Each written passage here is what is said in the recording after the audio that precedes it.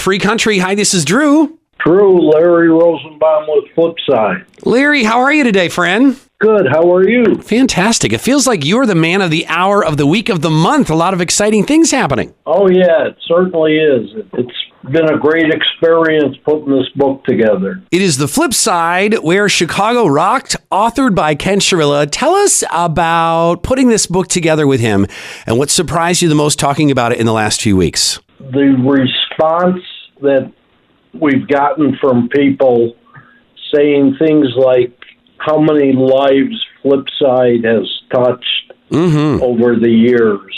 It's really, there really is no words for it. It was a hell of a run and a lot of fun. All about Flipside Records, who across Chicagoland for decades really shaped the lives of a lot of people through vinyl and musical artistry and intertwining both of those. Right. And then there's the concert aspect. Tell us about that. With all the concerts that we promoted back in the 70s and 80s.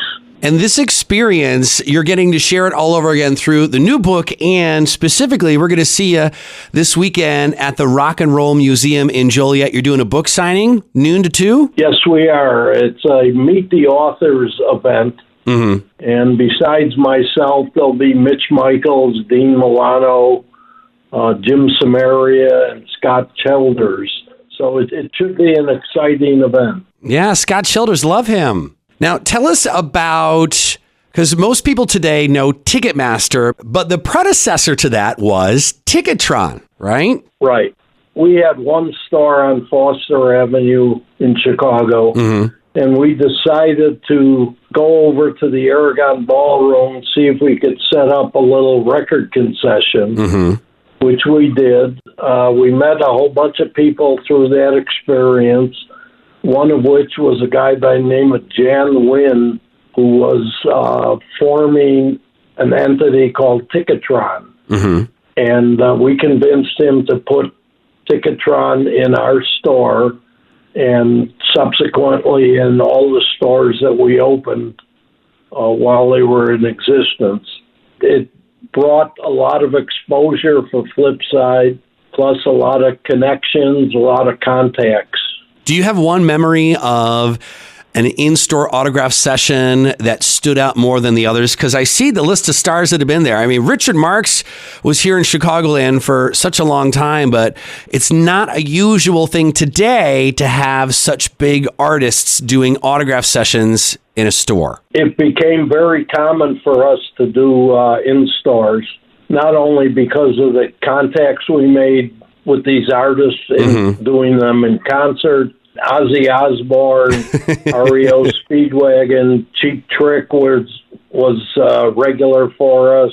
A lot of great experiences. And you mentioned REO Speedwagon as well, that Illinois connection. My wife's parents, REO played their prom in Central Illinois when REO was just a baby band. Right. Yeah, a lot of people remember them from them playing at high schools. Same thing with Cheap Trick.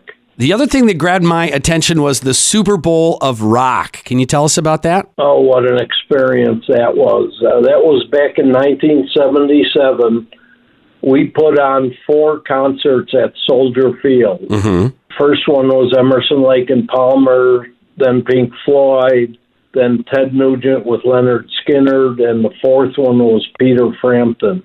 Each one sold out, about 80,000 people. That's something that a lot of people bring up in their memories. Yes. From their youth. So you're doing the book signing this Saturday from noon to 2 at the Illinois Rock and Roll Museum in Joliet. Information online at roadtorock.org. Yes, correct. Well, we are thrilled to meet you this weekend, and thank you so much for your time today, and congratulations on all your continued success, because you had this for decades, and now we get to share it with a new generation through this book. Well, thank you much for having me, Drew.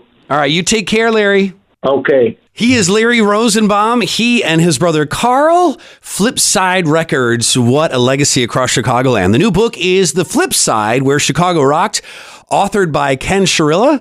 We'll see Larry this weekend in Joliet with Free Country.